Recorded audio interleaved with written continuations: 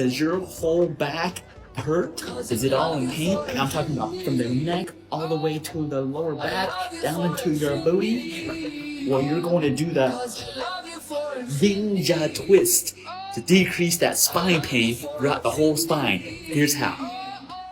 Introducing the finger.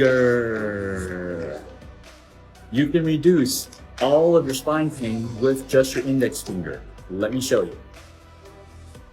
So your whole spine is mirrored or imaged from this one finger, okay? From your index finger. It can be any fingers, but we're gonna use your index finger. So you see this joint right here, the first joint right here, this corresponds, this point, this area corresponds to your neck. So if you have neck issues, all you have to do is do the ninja twist, and you're gonna twist like this, okay? You're gonna twist that joint. See, I'm just twisting, here's a joint, I'm just twisting around that joint. So you're gonna twist around that joint and then move your neck at the same time, okay?